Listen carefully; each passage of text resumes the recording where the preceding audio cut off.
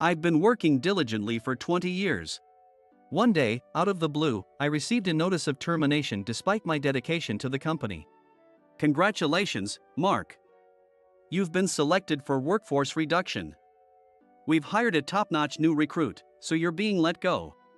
Thanks for your hard work. I stood speechless at the sudden declaration from my manager, Evan. It's unfortunate, but that's reality. You should regret your foolishness for opposing me. That's good.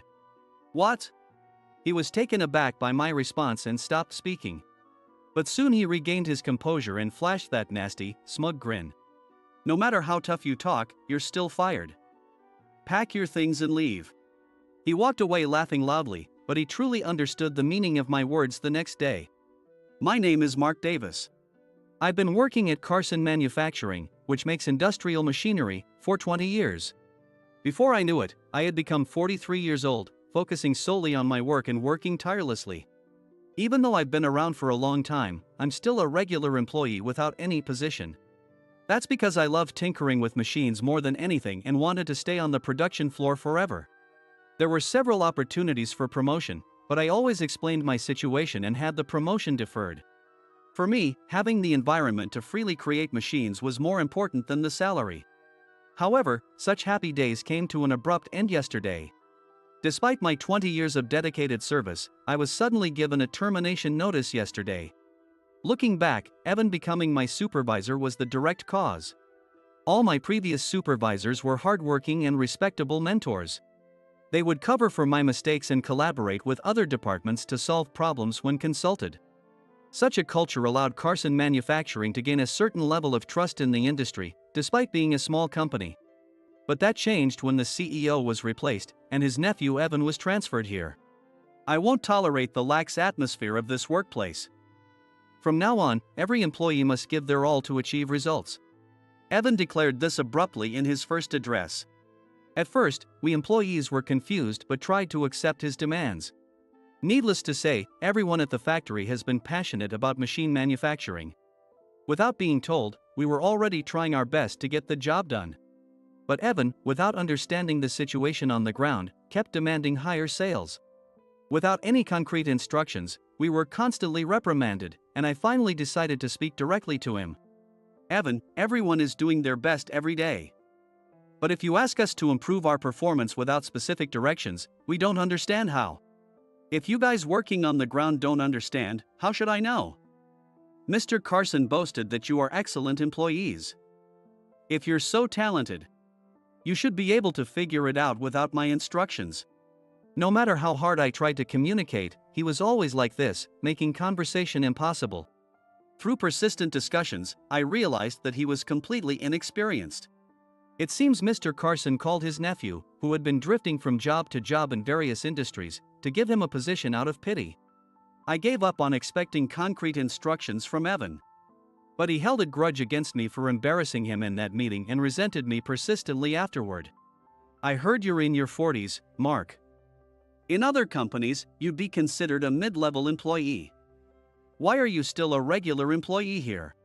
I enjoy working on the production floor and wish to continue here until the end. No need for such excuses. In other words, you're incompetent. We don't need incompetent employees here, but do your best to work hard. Whenever we crossed paths, he would make sarcastic remarks and complain. Gradually, his sarcasm wasn't just directed at me but also at Emily, my right-hand woman. She is a younger woman in her 30s with exceptional skills and a great sense for the work. That's why I always included her in my product development, but Evan mocked her for it. This company has generous benefits. Mark even has a babysitter assigned to him. Seeing him compare me and Emily while laughing, I almost retorted. I could ignore insults directed at me, but involving other employees was different. However, it was Emily herself who held me back. I know how capable you are. No matter what anyone says, we just need to prove ourselves through our work. Her smile, which always cheered up everyone around, also helped ease my tension. This is how we managed to continue our daily work despite the troublesome presence of Evan. However, over time, his behavior became even more unbearable. It became a norm for him to leave work on time while pushing his tasks onto his subordinates.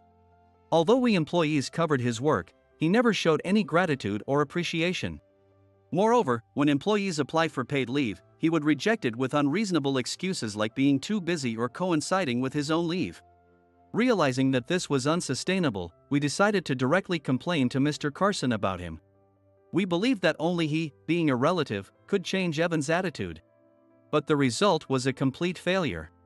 Instead of reprimanding Evan, I was the one who got scolded. "You've been with this company for 20 years, haven't you? It's your role to support Evan, yet you complain without making any effort. From now on, devote yourself more to assisting him." Hearing this directly from the CEO made me utterly disillusioned with the company. Since then, Evan has been subjecting me to various petty harassments. I've been working on developing a machine that assembles parts for about 5 years. I named it Fabs, combining fabrication and fabulous, to represent the joy of creation. Fabs was designed to handle large and heavy parts accurately, automating a wide range of assembly tasks. Once completed, it would replace manual insertion processes, significantly reducing work time and stabilizing quality. For the past year, we focused on finalizing the product based on the prototype, but one day, the prototype was found destroyed. When I arrived at work that day, I was shocked to see the prototype forcibly toppled and in pieces. The prototype was quite large and was securely fixed to prevent it from being easily knocked over. But now, it appeared as if it had taken a severe hit, with one side severely dented. As I stood there in shock, Evan approached, pretending to be passing by, and sneered at me. "Oh, is that the toy you were making, Mark?" "Sorry, I bumped into it, and it fell over." "But isn't it good that we found out its weakness before it was commercialized? You should be thanking me." Lying through his teeth, he walked away laughing loudly. "There's no way it would fall just from a bump. It was designed to withstand repeated shaking." Even though I knew it was his doing, without any proof of his deliberate act, I couldn't report it anywhere. Swallowing my frustration, I began repairing the prototype. Fortunately, most of the internal circuitry was intact, and within a few days, the prototype was restored. Since then, I made sure to lock the room where the prototype was kept whenever I left. Previously, the development room was always open so that anyone in the company could freely observe it. The low barriers for exchanging opinions across positions and departments were a strong point of this company, but from that day, such enjoyment became a thing of the past. Besides this incident, Evan continued to harass me by shredding documents I created and piling an excessive amount of paperwork solely on me. Additionally, he would answer calls intended for me and delete data I was responsible for without permission, taking his harassment to new levels. Despite this, I stayed at the company. This was because I had a strong resolve not to leave until Fabs was officially launched. I believed that once Fabs was released, it could bring about a small revolution in the manufacturing industry, which was suffering from a labor shortage. Holding on to this belief, I endured Evan's daily provocations and immersed myself in product development. In the midst of these trying days, a turning point finally arrived. One day, an envelope was delivered to my desk. It was an invitation to the world's largest technology and manufacturing exhibition. This exhibition was a platform to showcase the latest manufacturing and implementation technologies in electronics, attracting related industries from both domestic and international companies, such as electronics, semiconductors, and automotive parts manufacturers. I had applied to present Fabs, which I had been developing for 5 years, at this event. Now everyone will see how amazing Fabs is. I prepared day and night for the exhibition, fine-tuning Fabs and getting ready for the presentation. On the day of the exhibition, the venue was filled with industry experts and media representatives. Finally, it was time to present Fabs. As the presentation time approached, I felt a thrilling excitement like never before. But just 5 minutes before the start, I was suddenly called out by the event organizers. "Mark, we're sorry, but Evan will be presenting instead of you." "What? Evan?" I was bewildered, but while I was trying to process this, Evan walked past me with my presentation materials and took the stage. He then began presenting the content I was supposed to present, with a self-satisfied look on his face. "What is going on? I prepared everything. The demo files for Fabs, the PR videos, everything was made by me." Next to me, Emily was also trembling at the sight before us. "This is terrible. I can't believe it. He has stolen all of your work, Mark. Fabs is my creation. I built it from scratch and finally brought it to completion. After the presentation, Evan, completely satisfied, approached us as we stood there in shock. Evan, what is the meaning of this? What's the problem? It's obvious. It's better for a department head like me to explain than a regular employee like you. Don't you understand that it increases the chances of successful deals? He retorted, showing no remorse whatsoever. Unable to hold back, I finally let go of my usual resignation and protested. But Fabs is my invention. You don't even understand the content of the materials you just read, do you? The employee who understands the product should be the one presenting. You just don't get it, do you? Besides, I got permission from Mr. Carson to present this machine. Are you going to go against his decision? Seeing the smug look on his face, I realized that arguing further was pointless.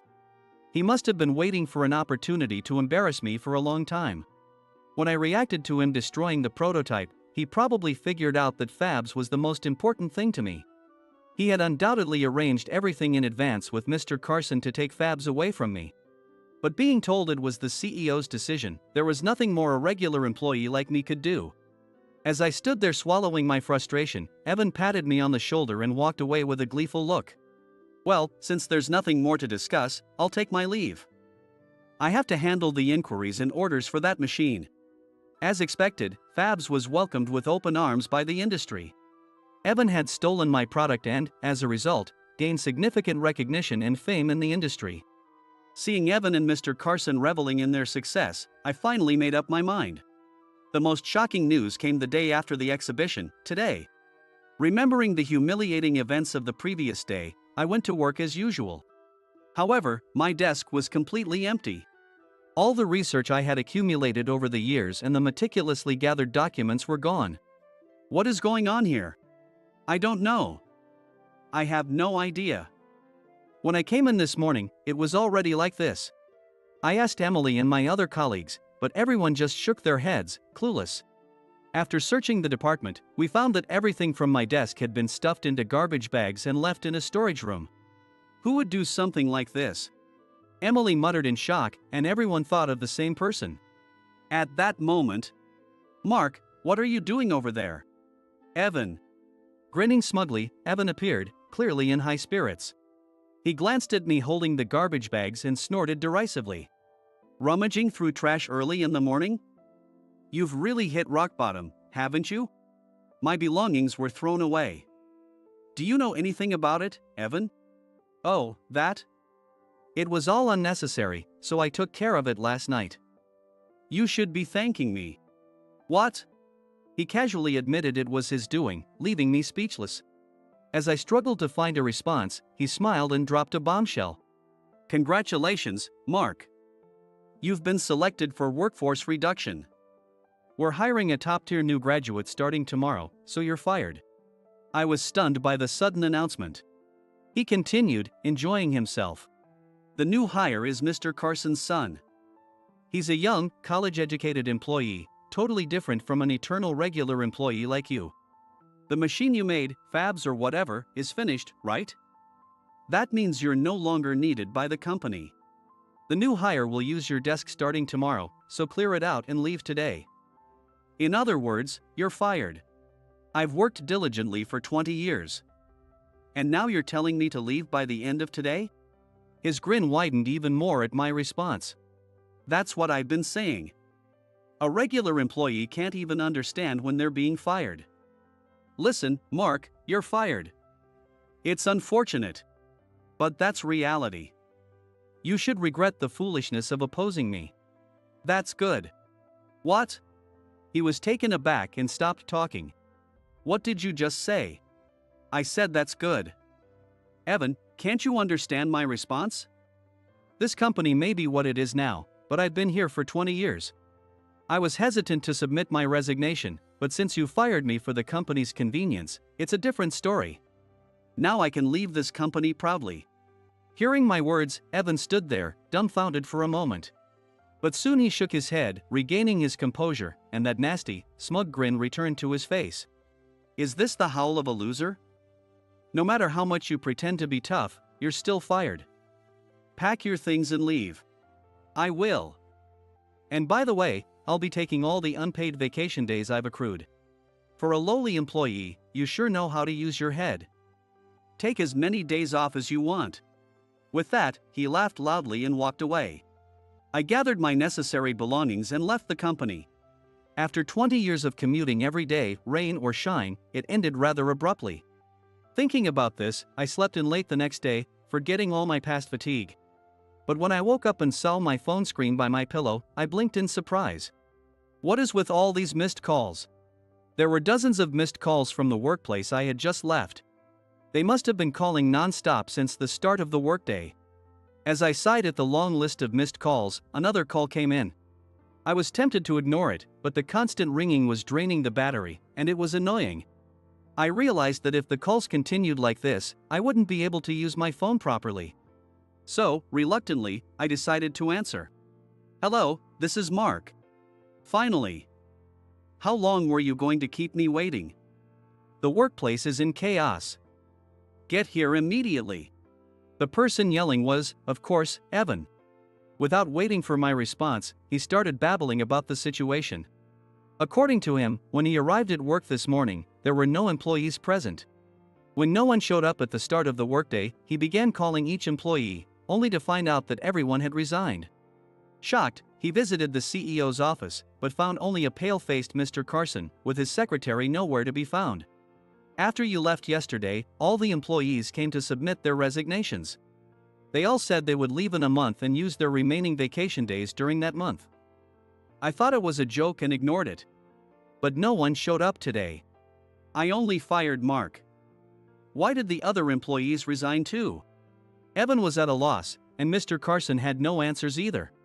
Gradually, Evan's face turned red with panic. "This means there's no one to do the handover. The company is in serious trouble." I told them the same thing, but they insisted it was according to the rules and no one would come back. Did they really have that many vacation days left? And taking a month's worth of vacation is incredibly unprofessional. His rant continued, and then he started berating me over the phone. "You mentioned taking your vacation days yesterday, right? This company's employees have no sense. Taking vacation days when you're fired. And for a whole month, no less. This is fraud. There's nothing unusual about it." I was completely exasperated and explained the vacation policy to him. In this company, employees earn 20 days of paid leave each year. Additionally, for this particular year, they can carry over unused days to the next year. Thus, employees could accumulate up to 40 days of paid leave if they choose to. Ever since you came, you've been denying our vacation requests for various reasons. So everyone carried over their unused vacation days. This is just karma for what you've done to us. No way. His weak voice was clear even over the phone. But then he snapped back to reality and raised his voice again. "All right, I'll give up on the other employees. But you must convince Emily, who worked with you, to stay." "What? Why just her? She knows all the ins and outs of your complicated work. After firing you, I planned to have her take over your tasks. But now she's left too. My plan is ruined." "That's unfortunate."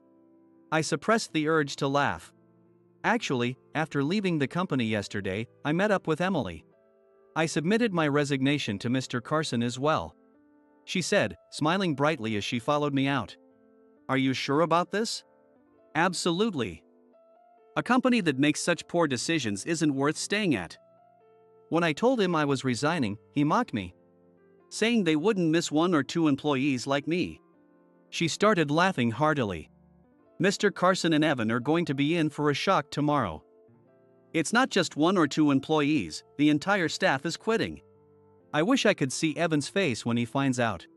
Yes, this mass resignation was our plan all along." Everyone had been fed up with Evan's antics and Mr. Carson's failure to stop him. We had been planning to leave the company, and the incident with Evan hijacking my presentation at the exhibition was the final straw. After that, Emily and I joined our other resigned colleagues and celebrated with some delicious drinks. As I recalled the events of yesterday, I heard Evan's weak voice on the phone. "If it comes to this, even you will do. Come to the office immediately. The phones have been ringing non-stop with inquiries, and we can't keep up. I was fired by you, Evan. I can't come to your company. I clearly refused and ended the call. As I hung up, I could still hear his pleading voice, but I had no more ties to that company. Evan continued to call me intermittently. However, I never answered, and the calls gradually decreased, eventually stopping completely after a week. He must have been too busy dealing with the company to keep calling me. I enjoyed my newfound peaceful life for a while. Later, I heard that the company went through a tough time. Even when they received inquiries, only Evan and Mr. Carson were there to handle them, which led to many misunderstandings. Eventually, a defect was found in the fabs presented at the exhibition, and the company received numerous complaints. Without me, who had developed it, Evan was at a loss. He couldn't answer questions about repair schedules or future prospects, angering the clients. Meanwhile, I continued to walk my usual commute route. As I passed my former company, Evan spotted me and rushed over, sweating profusely. "You're finally here. I knew you would come, Mark. Now, fix that fabs machine. The clients are furious." Half crying, he clung to me, but I shook off his hand nonchalantly. "You must be mistaken. I was fired from Carson Manufacturing." "Then why are you here?" "I'm on my way to my new company. From now on, I'll be working at Davis Engineering, my new startup."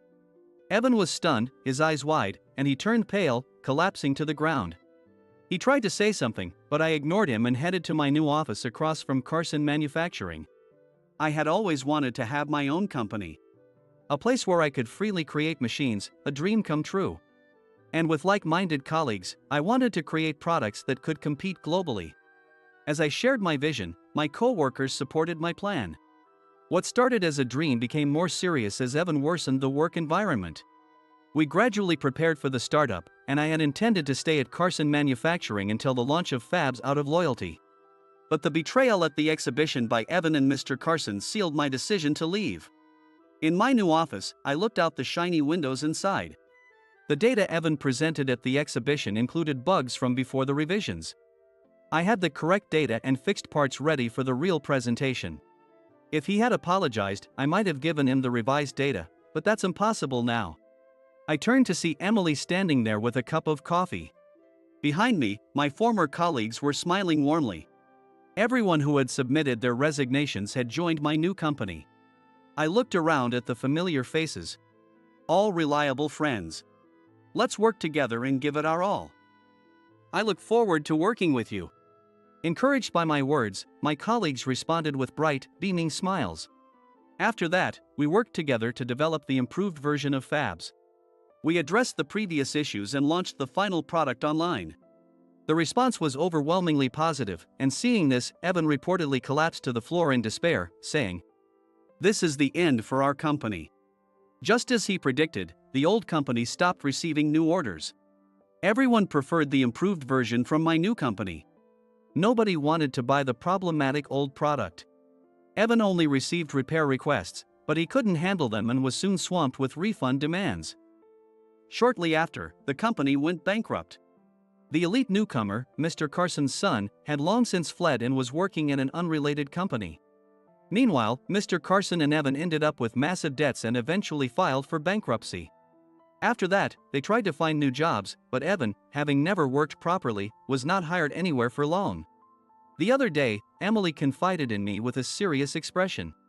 "Actually, the other day, I saw a soup kitchen in a park in the neighboring city for people in need.